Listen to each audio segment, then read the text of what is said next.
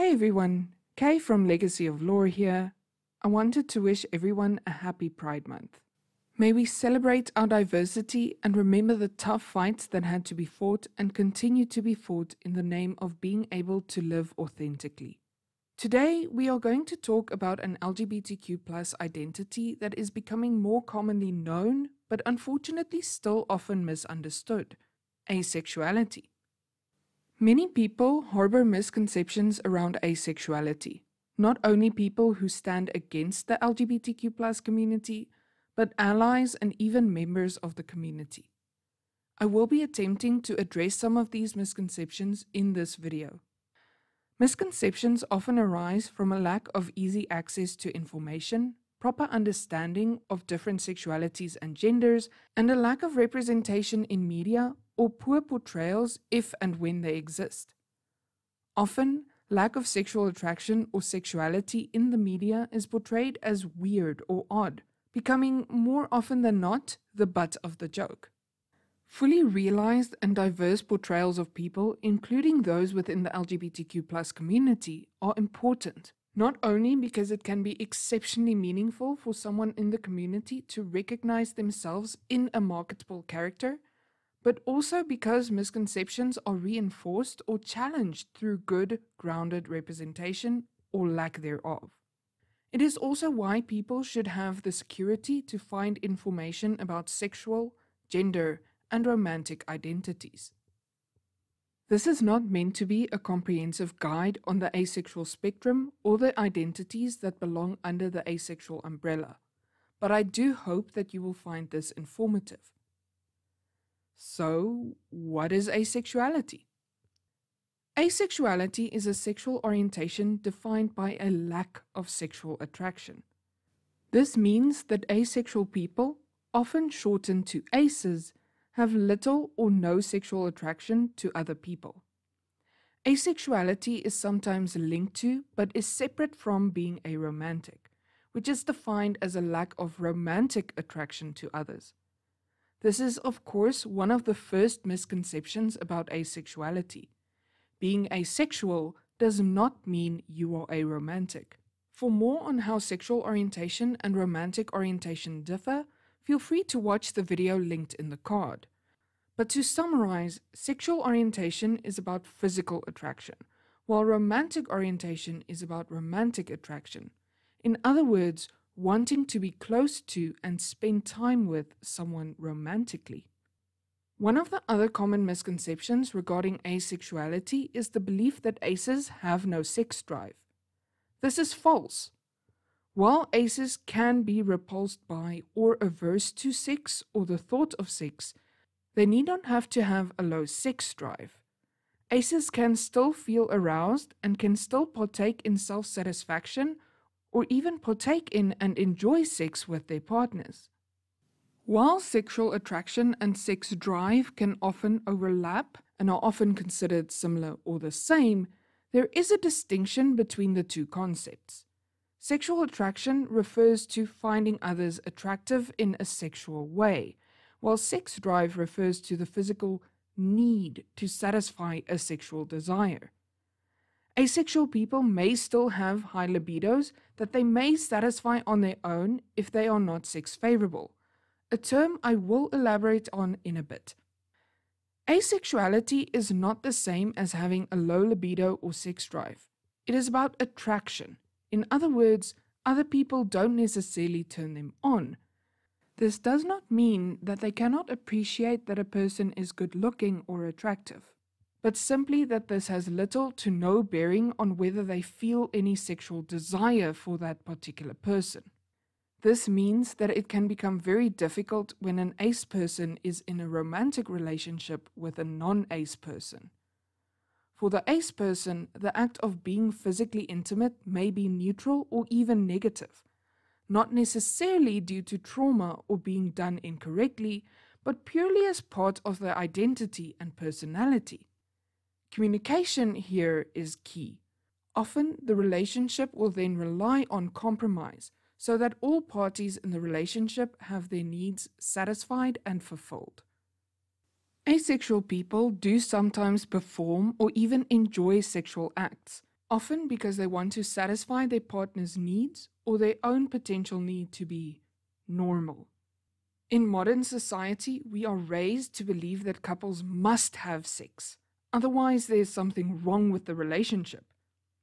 Although having sex can be a key component to some relationships, healthy relationships can be had without it, and it depends on the individuals in the relationship. However, this mentality that sex is a given leads to aces who are still questioning their orientation or do not yet know their orientation to perform sexual acts because this is how it is, which can be harmful and toxic to their mental and emotional health. It can be very difficult to determine whether one is asexual or not, particularly for asexual people who are not sex repulsed or averse. Let's put a pin in this and circle back to it later. Before we continue, I would like to talk about another misconception. This topic will include discussions about sexual trauma, so to skip this section, feel free to go to the timestamp on the screen now. A lot of people believe that asexuality stems from negative experiences with sex or past sexual trauma. And although this can impact an asexual person's feelings towards sex, it is often not the root cause of asexuality. And asexual people do not all have traumatic or negative experiences with sex. It is a normal part of the human spectrum of sexuality. Being asexual as a result of trauma or due to health reasons remains valid and on the asexual spectrum, although there may be ways to treat the underlying trauma or health problems in these cases, if the individual so wishes. A phrase that aces often hear is, "You just haven't found the right person yet," which is as ridiculous as telling a lesbian that she has not met the right man yet. Asexuality is often associated with being broken, incomplete, disabled, or immature. All false assumptions. Asexual people can have fulfilling relationships without sex, but some may not want to be in romantic relationships, often due to the expectation of sex. Since being in a romantic relationship is often considered the default, those who are not partnered or do not have sex are often pitied by society, even if they have fulfilling social lives. The asexual spectrum has many aspects, but one of these aspects revolves around their attitude towards sex. Remember, asexuality is about a lack of sexual attraction, not about feelings towards sex or one's sexual drive. Keeping that in mind, the aspect I am referring to includes the following: sex repulsed asexual, in other words, being asexual with no desire to have sex in any situation, and feeling strongly negative towards the thought of sex. Sex averse asexual, being asexual with no desire to have sex. People who are sex averse asexual may still feel negatively towards the thought of sex, but not as strongly as those who are sex repulsed. Sex indifferent asexual, not feeling strongly about sex either way, and sex favorable asexual, being asexual but still enjoying some aspects of sex, even if they do not experience sexual attraction. I would also be remiss if I did not mention more specific identities that fall under the ace umbrella, including gray sexuality and demisexuality. Gray sexuality referring to those who fall on the asexual spectrum but do not feel like asexuality encompasses their sexuality completely, and demisexuality referring to those who only feel sexual attraction when strong emotional bonds have been formed, which is different to abstaining until a strong social bond has been formed. Gray ace and demi-ace are qualifiers under the asexual identity, subcategories if you will. There are quite a few other specific identities that fall under this umbrella, and I highly recommend having a look into them if you are interested in this topic or feel like you may be on the asexual spectrum yourself. If you'd like me to do another video on an identity on the asexual spectrum or even another LGBTQ+ identity, please let me know in the comments below. Now, let's take that pin out. I mentioned earlier that it can be difficult to determine whether one is asexual or not. If you join any asexual community, you will read stories about aces who did not realize they were asexual for years or even decades. And I'll admit it's quite difficult to describe why. Describing the absence of something is challenging, particularly when you have never experienced it. Realizing you're asexual is not necessarily like hearing the definition and having a puzzle piece click into place and going, "Oh, that's me."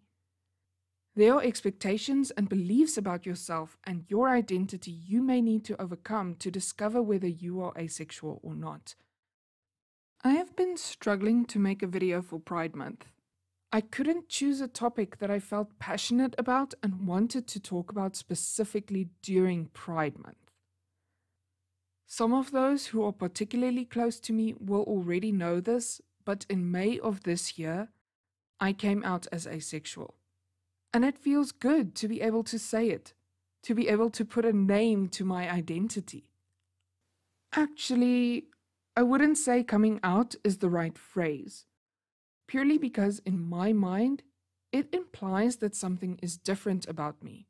But the only difference is that I now have a way to describe how I felt. Not everyone has to know, and I don't need to announce it to all my friends and family.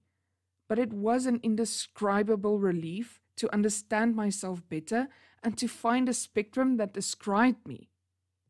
I personally struggled with figuring out that I'm asexual, because I'm not sex repulsed or sex averse. I harbored particular misconceptions about asexuality myself, believing that one had to feel negatively about sex to be asexual. However, as I became more and more active in the community and learned more, I started questioning whether I truly was heterosexual as I had believed. I was definitely heteroromantic, and I had this nagging voice telling me, maybe it's just a phase. And one evening early in May, it clicked.